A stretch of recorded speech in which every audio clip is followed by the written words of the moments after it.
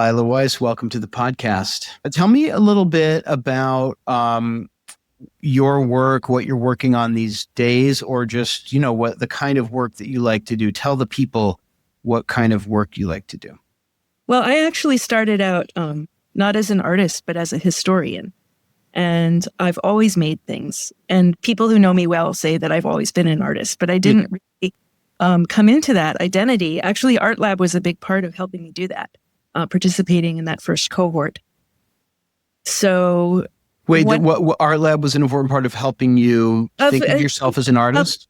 Seeing that as like one of my primary identities, and that could structure my work life and my interface with the world. And I'll tell you something. It's just as a little tangent. It's really wonderful, and it sounds strange, but surprising for me to hear. Even though I do hear it not infrequently, how significant Art Lab is for people's self-identification, because you guys all come into Art Lab, and we encounter you. We encounter you as people who are thinking of themselves as artists, but very often behind the scenes, internally, you guys are just beginning to develop that, sometimes with the aid of Art Lab. And I think Shoshana in particular, Shoshana Guggenheim Kedem, is really tuned into that set of issues. Yes. Also, the overlay of feminism and ideas of what counts as work. Right. Interesting. Work.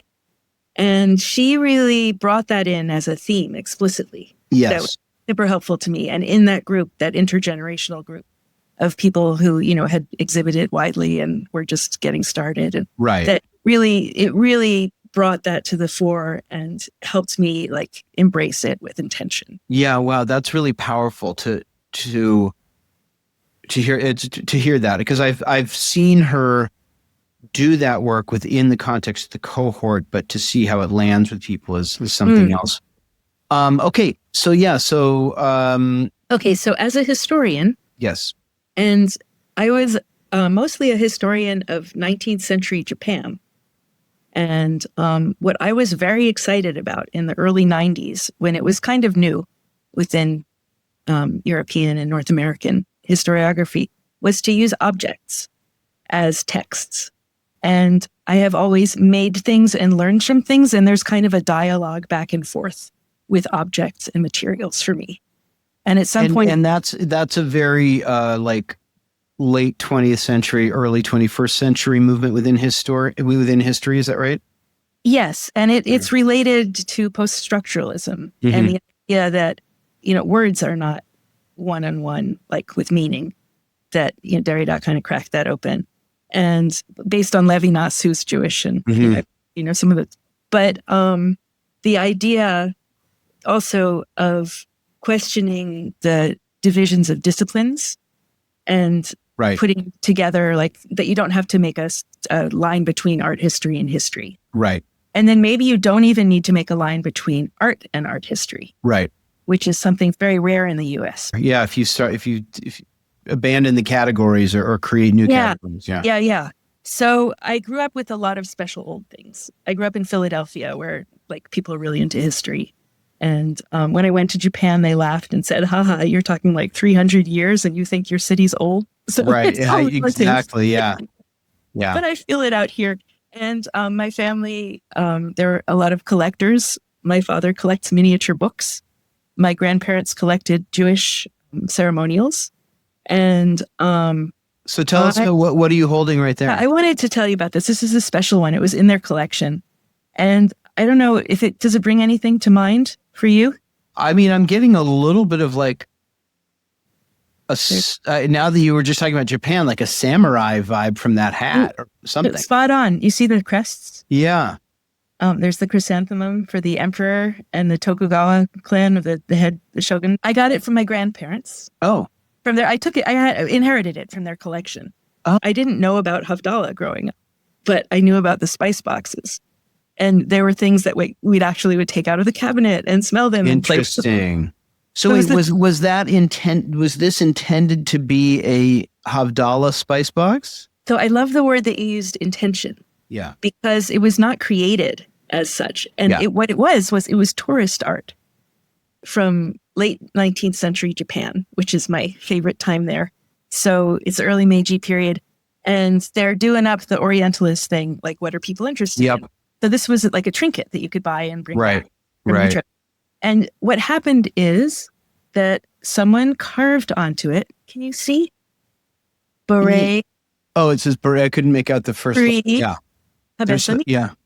So boom. And sorry, for those listening, Lila's holding up this spice box that has this kind of Japanese design on it, and there is Hebrew engraved on it, and it says beret, I assume mine b'samim or something. Exactly. So it's the blessing over spices. Yeah, that we say on Saturday night at Havdalah. Yeah, the prayer that goes with the ceremonial object, and just by putting those words on, it turns this into a Jewish ritual object. Right. So, but it's also, it is interesting, as you were beginning by talking about the ways in which sometimes in history we can be over-reliant on texts. Yes. Like historical texts. Yes. And we assume that they disclose their full intended meaning, or that they reveal the history from which they emerge, but they have limitations. And you were talking about objects and how those can reveal. But here you have an object that somebody put text onto. It does have text on it. So that's a nice bridge for us, right? Yeah, that's kind of interesting. So in some ways it's very fancy. In some ways it's very simple. And this is another thing that I grew up with, along with these like ornate goblets that had like, a little lid that had a bird on top. Yeah. You see those kind of things, right? So just like what makes something special, what makes it Jewish, what makes it meaningful, what makes it part of like a spiritual technology. Yeah, right. And also interesting to think about. So wait, was that object that you're holding, was that a Kiddush cup when it was made? I believe it was. Got it. And it was in the collection as a Kiddush cup, and I use it in my home as a Kiddush cup. It is really interesting, and maybe this will move us into your art, maybe not, whatever. Yeah. I had a chance to go to Japan for free for a summer when I was in high school. That'll do it. It was part of this effort because Japan was taking over, the idea that this was the new frontier, like a cultural war in a way, and that you needed to learn more about them to be able to not be beaten by them, which is really keep up with them. Yeah, and that's exactly what was going on in late 19th century Japan with Europe and North America. Yeah. So this is in the 80s. This happened. It was in the 1980s, the mid 80s. So that was a really special time. It was right before I went finish high school and go to college and all. So it set a path for me. And then once I started college, I got very interested in Yiddish and questions of Jewish identity and how that did and didn't map onto national identity. Right. And then I got very interested in Yiddish as a kind of diasporic nationalism. So there was a parallel intellectual, whatever the word is, with regard to what was happening in Japanese thought and intellectual circles and what was happening in Yiddish. Totally. Or what was not happening, actually, because I grew up with no Yiddish in my family at all. Like there were things that I thought were Yiddish that were actually German, because my grandmother had grown up in Cincinnati, where until World War I, they spoke German in public schools. And her family was working class German Jewish, which was an unusual combo. But I did not know about Yiddish. I learned about it. And my school had a thing, if you got 6 people who wanted to learn a language, they would find a teacher. So we had the first Hebrew, that was an interesting slip. The first Yiddish class at Stanford came out of that. And that was a set of questions and issues that colored my study of Japanese history. So it was kind of back and forth. And how did it color your understanding of yourself as a Jew, that study of Yiddish? Well, one of the things that happened, I learned about Yiddish for the first time, got interested in it because of another summer trip that was sponsored by the German government, the West German government at that point, to bring the young Jews, is what they called the group of us, to talk about the Holocaust, which was a whole new thing, to be that direct with it, right? That started earlier in the decade with the, that was actually the 70s. Let me get this right. Mm-hmm. The television series Holocaust, it was a U.S. Based production, but it was shown in Germany and everybody watched it there. It changed the way generations spoke to each other. Right. I had grown up with tons and tons of Holocaust education, like too much, too early. A lot of, I think, reverberating trauma from that, from like seeing like bars of soap made out of human fat, drums made out of Torah, parchment. And so I had tons of that. But I hadn't really tuned into the cultures that were nearly obliterated because of that, especially the vernacular Ashkenazi culture of Yiddish that was also included these modernist movements back and forth between like Poland and the United States, amazing film and modernist poetry and wonderful things. So I started to learn about those, but I also realized that it actually had been part of my family, and that my grandfather, who I was very close to, he said, of course I knew Yiddish. It's the only way I could talk to my grandfather. Wow. And I was like, right. Like, as a rabbi, as you who's steeped in Jewish, how did you totally like erase that? Yeah, right.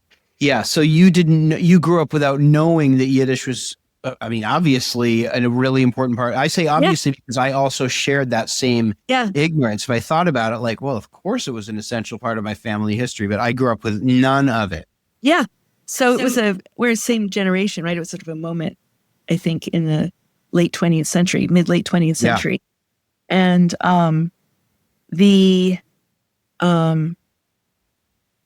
only time that I had heard my grandfather speaking Yiddish was when someone approached us. We were walking down the street, and it was Jews for Jesus handing out a pamphlet.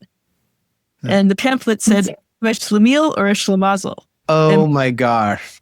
I looked back at him and said, "I'm neither, but you're a mumser." And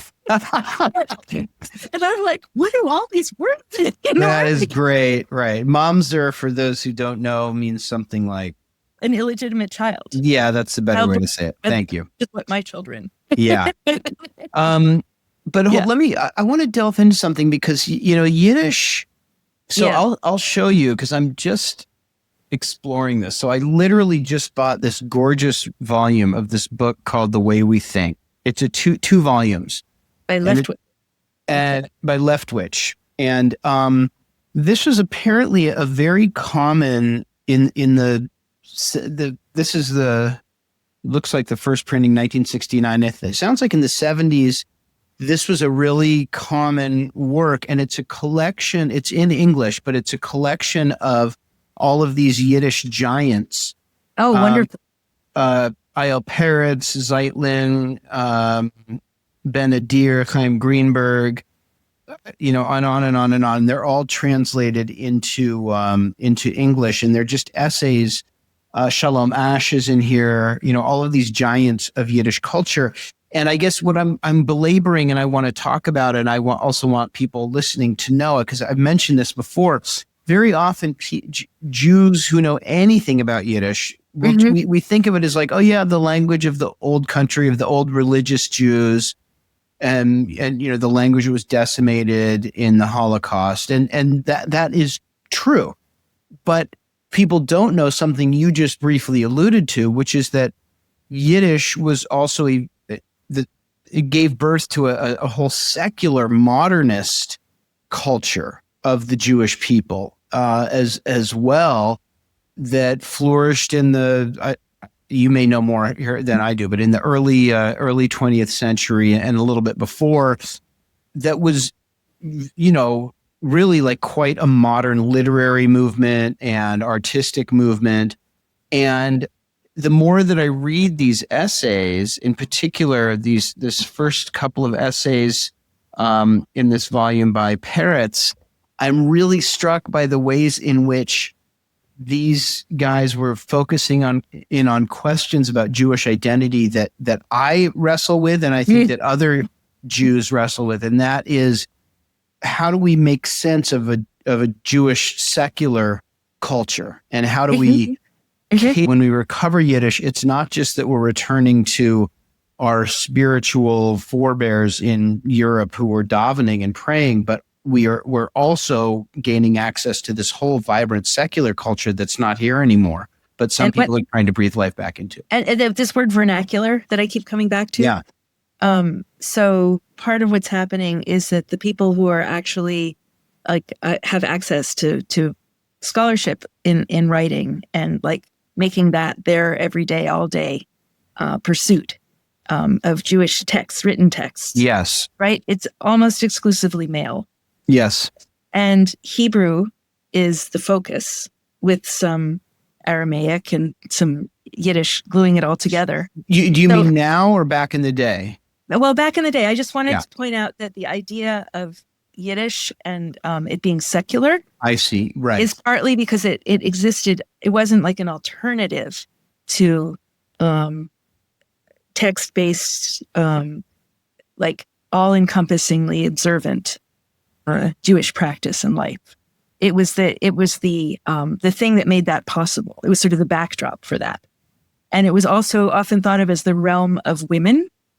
And there's a very interesting book. I don't know if you've run into Nomi Seidman's work. She looked at the gender politics of Hebrew and Yiddish in the 20th century. Yeah, and found one of the ideas is that the kind of recreation of Hebrew as a contemporary vernacular language by some of the Zionists in the mid 20th century was also invested in like distancing themselves from Eastern European, the idea of the sort of weak, yes, so, and that got cast as a kind of emasculated, feminine. So the kind of religious Jews who were not very strong and powerful and were always the victims and didn't know how to engage the modern world on its own terms, and also got a lot of them got slaughtered, right, by the non-Jewish right leaders and people on them. So what happens in the late 20th century, and this was very exciting to me in the 1980s when I was in college, was the first Intifada had just begun, and there was more ambivalence about Zionism, and I think a cracking open of the kind of givens that my parents had grown up with, and that they tried to teach us that we lost 6 million Jews. We need more. The only way is for you to have Jewish babies. Don't intermarry, and don't buy German things, and that we're American. It's not our nationality. It's our religion. Yeah. Right. The high reform ideas of that the reform movement's insistence, especially in the United States, that this is not a nationality, it's a religion. Mm-hmm. And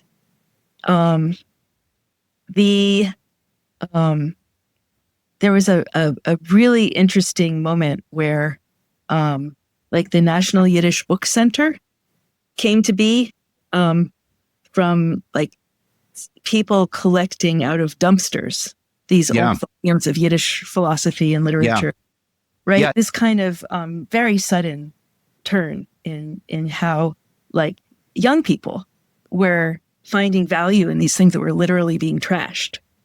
And in the musical world, you had young musical artists who were turning to klezmer, which in like wedding celebration music in Eastern Europe, and bringing it into new kinds of youth culture. And one of the main groups that did that was the klezmatics. Right. And they overlaid the ACT UP kind of queer politics that were happening with the move for recognizing indigenous and minority cultures and celebrating them. And they created songs like they would take parts of the Shir HaShirim, Song of Songs, that were addressing someone male, and they would have it back and forth, but only male, male, male. Oh, I see. Yeah. It became very overtly homoerotic. I see. Their first album had a big pink triangle on it and was called Schweigen ist Tod, which means silence equals death. Yiddish. So it was. I did not know that. I'm not a big consumer of klezmer, and so I know the klezmatics is like an important musical thing from a distance, but I had no clue about that. And there are all kinds of wonderful things that are going on decades later. Yeah. Hearing this on, like, Jessica Rayfield was really interested in that, right? That's part of her work. Yes, for sure. But it has this kind of recent history, and it's the same time that we were talking about as like deconstruction becoming very kind of popular. Like we talk now, we use the word deconstruct, but going from like highfalutin French theory into like a broader sense that things don't have fixed meanings, right? And that nation states are constructed, that they're not a given. Like we can remember recently when they didn't exist, and here are some of the trappings of like cultural, objects and ceremonies and things that constitute that. They make that. Yeah. So has all of this shaped your Jewish life or your Jewish identity? How did going through that period and reflecting on and having these kind of icons you would look up to shape your or our Jewish life, do you think? Oh, thank you for that question. So I had grown up with the Israeli flag right next to the American flag on the bima in front of the front of the synagogue, and trips to Israel. And we collected quarters for the Jewish National Fund to, quote unquote, make the desert bloom, to plant trees as settler colonization. I mean, I know we have different approaches to some of this, and I really appreciate the ways that Art Lab holds space for that. But all of a sudden, and I had also grown up with these stories. The Reform rabbis did not originally automatically support Zionism.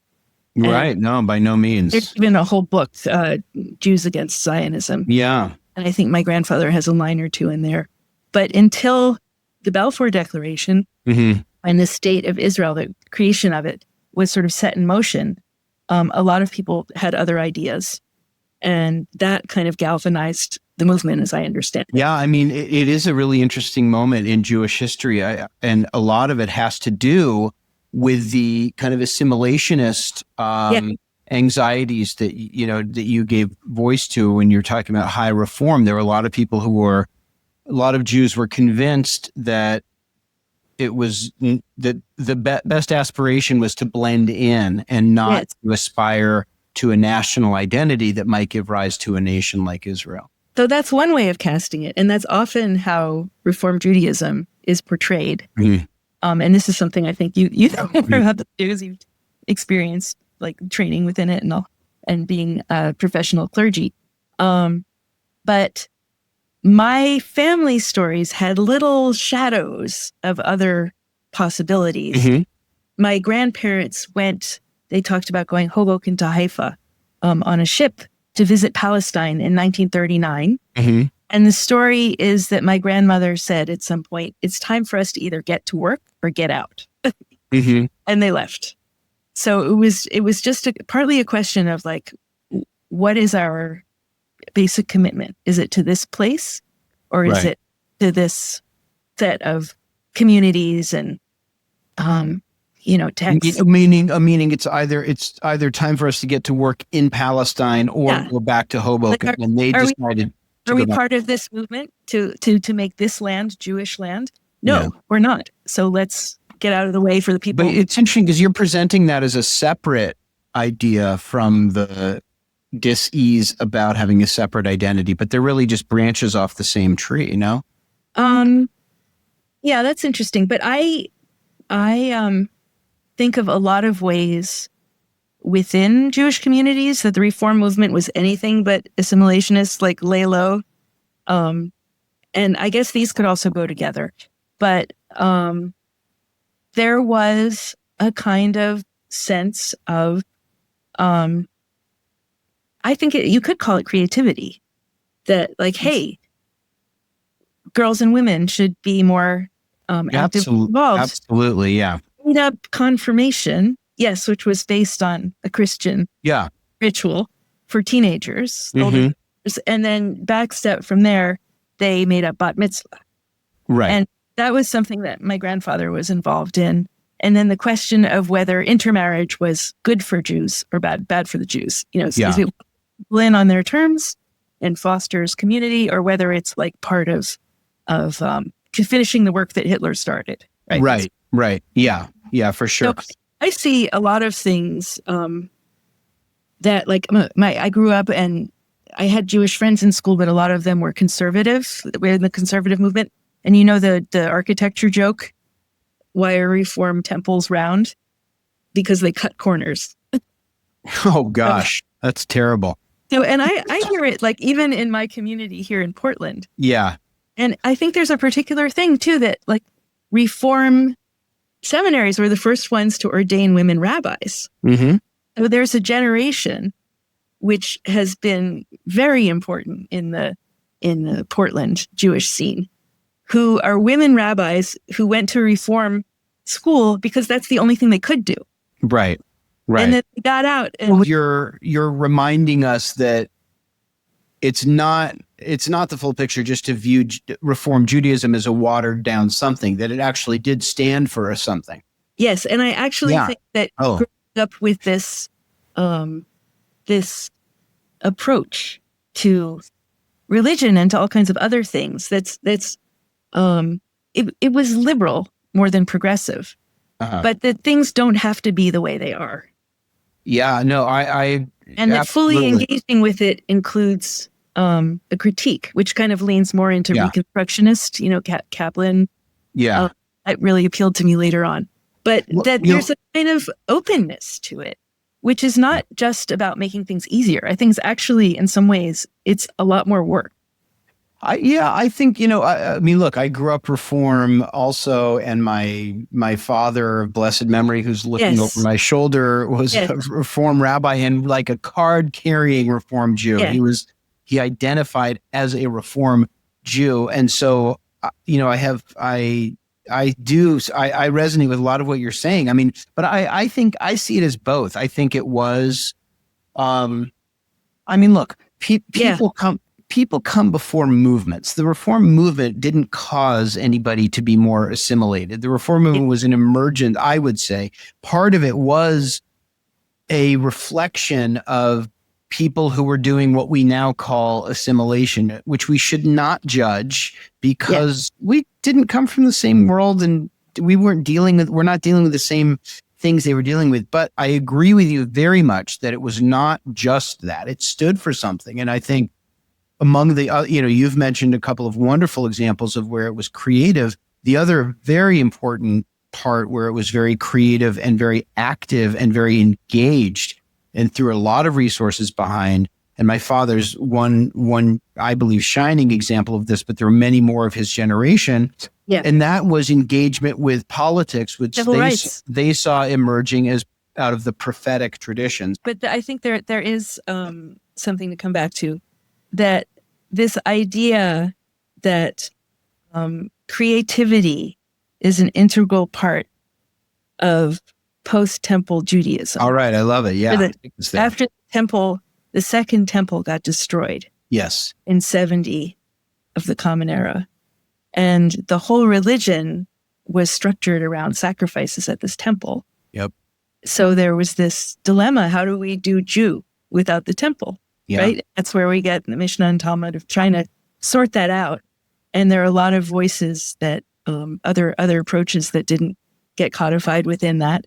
But what we think of now as I like to use the word observant rather than religious, like a really like more strictly observant of the rabbinic interpretations of how daily life should be lived Jewishly, is only one possibility.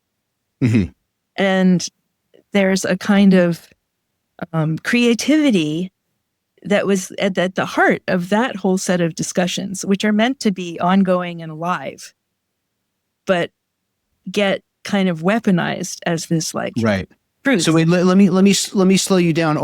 I agree with everything you're saying. I just want, for people who maybe don't have the same understanding of Jewish history or the same exposure to it. So when the temple's destroyed in the year 70, and before that, this was going to be you'll test me out, see if I can do a 25-second summary of Jewish history.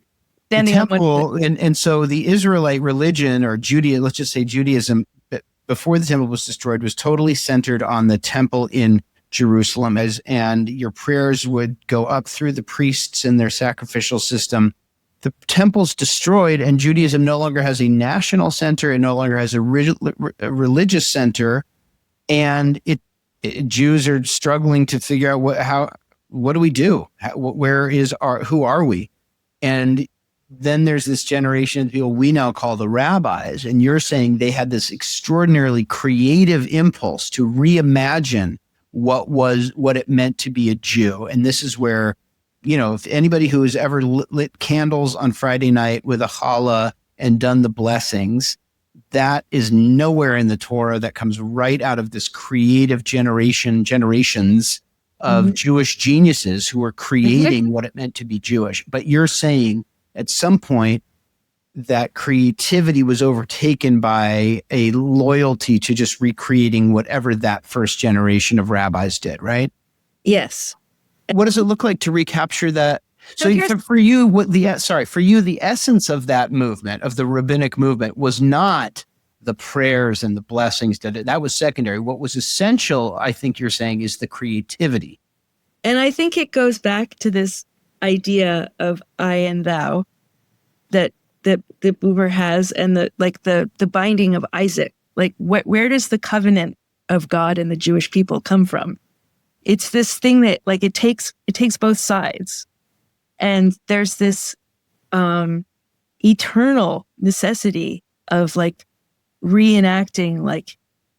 Yes, I'm going to do things in this Jewish way, right? And then God says, "Okay, then I will treat you as my people." I love this so much, but I have so many questions. Yeah, so Reform Judaism, my grandfather, when he was interviewing for this big post in Philadelphia, and they asked, "What do you think of tradition?" And he said, "I love traditions. I intend to create a few of my own." Right. That's so great. What a Jewish idea. Yeah, totally. And some people would say, "Oh, that's reform bullshit." You just make things up instead of honoring the way things are done. But I think that what I love about art and about Judaism too is not just the space to do that, but the imperative. That's what it's all about. And I'm part of a group training as facilitators for the Jewish Studio Project in Berkeley, California. Adina Allen's project. Yes, and the thing that she talks about a lot is B'Tselem Elohim, which often gets translated as we're created in the image of God. And what she does with it, she says we're all created creative, that we're in partnership. That's what makes us human, is the creativity. Right. And you don't have to be a capital A artist to be part of that. Everybody. Right. Well, hold on. I agree with you. And the world of collab and the world of art lab all comes out of this impulse to be creatively Jewish, but or to celebrate creativity as being at the center of our Jewish lives. But what does there need to be a counterweight? Well, I think it's what keeps it linked to the history of what has been Jewish. Yes, so there's a lot of overlap, and this is true for me personally and within the communities, between Svara, the queer Talmud study network, with the Rosh Yeshiva, the head of the whole thing, being B'nai Lappi.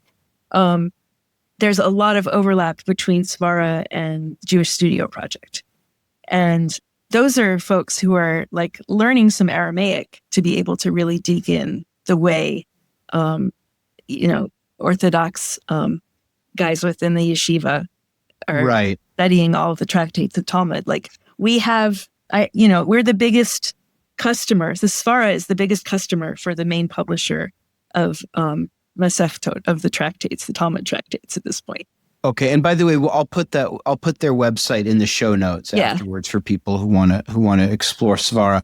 But so for you, and it can be quite rigorous. Yeah, and it's not necessarily. Yeah. So for people who want to engage, and by the way, these are I hope these are friendly questions because I'm seeking answers around this stuff or seeking the right way to talk about it.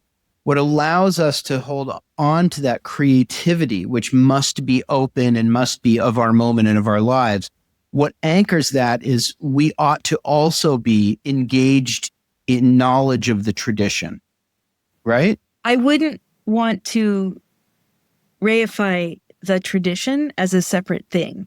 Like we are part of the tradition, and there is a universe of learning to do about other approaches that are contemporary ones and precedents, and the texts that we share in common as touch points. So, well, yeah, that's when I say the tradition, I mean the texts that come from the Jewish past, the holy texts. Well, I also, I go back to thinking about nonverbal expressions and enactments of Judaism too, ritual technologies. And, I've done a lot with mikveh. I'm very interested in ritual immersion, facilitate transition. Okay, so engagement in some way with our cultural inheritance, however we want to understand what that is. And some of that is based, actually, this is crucial in the written, within the Hebrew Bible, the commandments, the mitzvot, that there's a certain number of, and most of them are just for men, but there are a few that are requirements of women also. So that whole idea of the commandment as the brit, as the covenant, the imperative that you're commanded to do these mitzvahs, you're embedded in the prayers, commit, that there's a whole nother use of that, which is totally in line with what ritual immersions are within the Hebrew Bible and all. That is not about fulfilling a commandment. It's an opportunity to Jewishly dig deep in and explore, to open up, to immerse, and then to emerge with a new understanding and a new kind of commitment. So when you go to register to use a contemporary mikvah, even if it's part of the open mikvah movement, they often ask you, why are you coming? And my experience of mikvah is that you don't really know the answer to that until you're on the way out. Mm-hmm. And just asking that shuts down the possibility of a lot of populations using the mikvah at all. But what about the many people? So now going to the other side of the boundary. Yeah. What about the many people who say, I'm not interested in the text. I'm not interested in rituals. Thank you for telling me I can reinvent the rituals, but I have no interest in it. There are people who are just I'm not spiritual. I'm not religious. I don't care what you call it. I'm not interested in any of that stuff, but I'm Jewish. So maybe where the resistance fighters in the Polish woods who took the three arrows as their symbol. I mean, that's the anti-fascists. That's where people comes from, and that's Jewish. Right. Okay. So there's and it's not. I think what you're saying is, if we in any way take inspiration from, or plug into, or take a lead from the Jewish past, as long as we're doing that, whatever we are creating is part of the Jewish story. I think that's true. And I think there's also a lot of that sort of creation, like you mentioned, candles and challah, that's, it's there in the thing that we're calling religiously observant also. There are resonances of Jewish ethics and principles and things. Oh, I see what you're saying. Oh, for sure. Yeah, for sure. There's a resonance back and forth. Yeah. Also, just wanted to sorry, let me just clarify why I'm going on and on like a madman about all this, because for me there's a question as to whether Yiddishkeit or whether Jewish, I shouldn't say Yiddishkeit because I certainly mean to include all Jewish identities, but whether it can endure without its religious roots. And I say that as somebody who's it's very nuts, given that I'm a rabbi, but I'm not a religious person any longer. I'm just not. There's aspects of the tradition that I love, but whatever. But so my point is, yet I love Jewishness and I love Jewish people. And so I always have this question of like, as this goes forward and my children and my children's children, what keeps it Jewish? And maybe that's not even the right question, but I have this question about, what makes it fall within what we might one day call the Jewish course of history. So that's where my questions are coming from. So what I'm interested in is digging deep, and it's not comprehensive. But for instance, I don't think you were at that one, but I've done a workshop about Jewish ideas of brokenness. Arts of Avelut, no?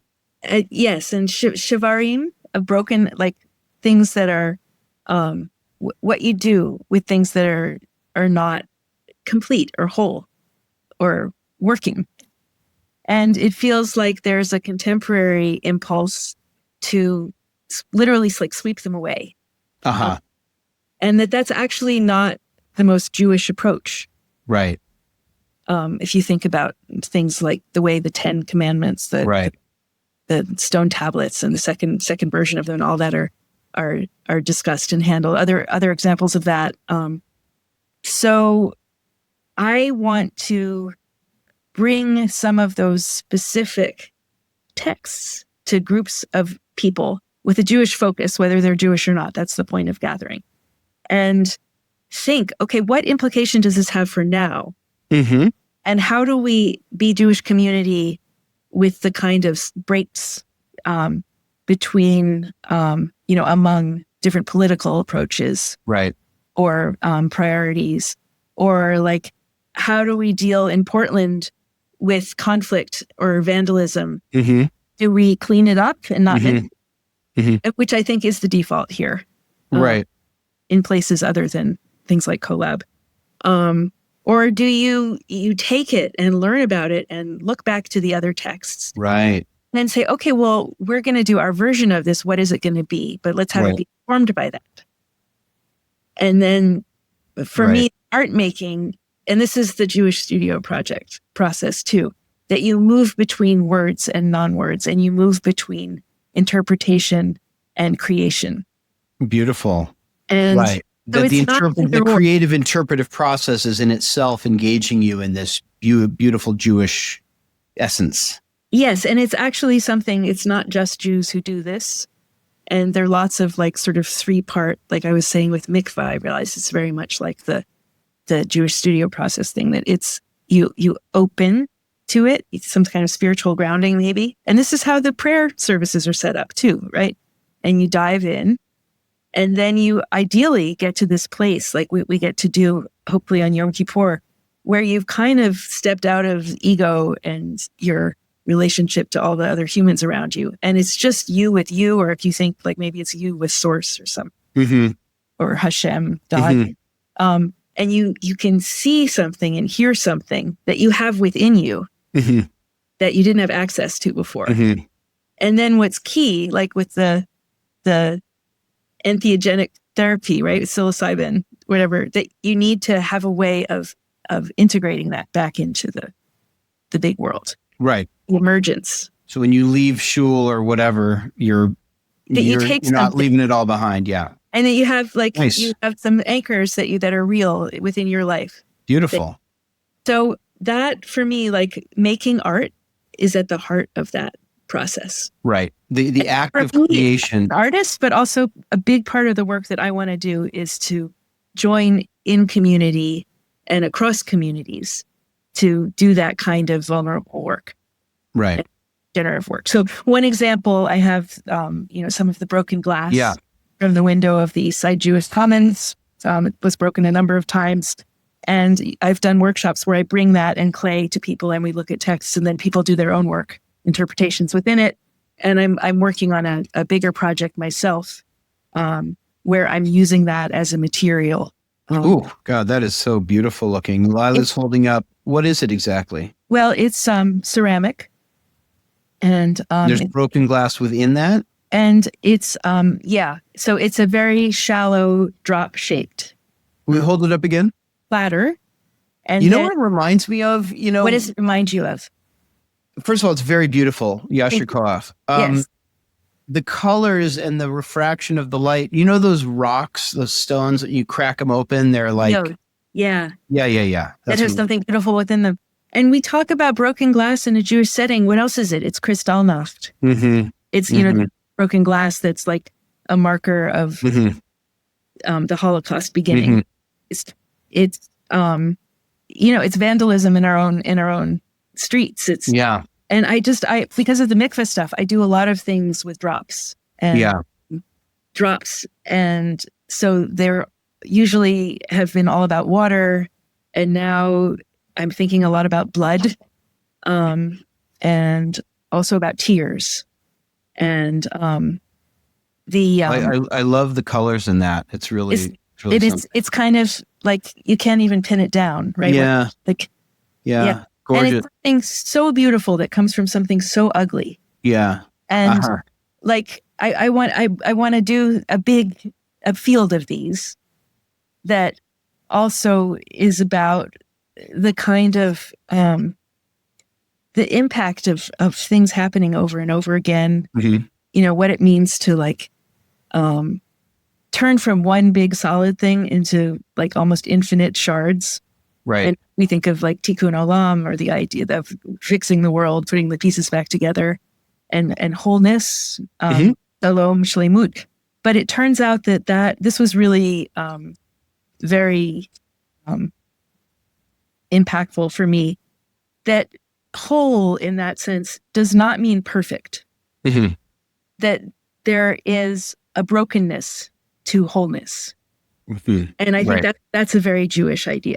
Beautiful. Well, that seems like a good place to put a little bow on it and pivot. But I want to just acknowledge, so that you're saying something very significant, which is that for you, it's not like your Jewishness is over here and your artistic self is over here, and you're trying to make connections between them. For you, your creative self, that artistic creative self, is in its very essence part of your understanding of what it means to be engaged as a Jew. And maybe ironically, I think it's actually not ironic, but it brings me further and further into practice and being visible all day, every day as a Jew. Yeah.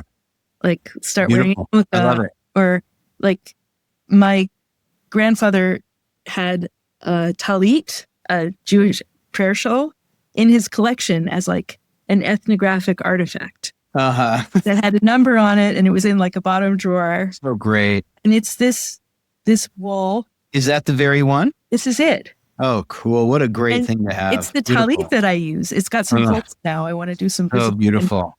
But it also led me to learn more about the idea of the blue on the fringes, the tzitzit, and the argument, like, is it supposed to be this one kind of snail guts to which actually, like, it's not a kosher animal.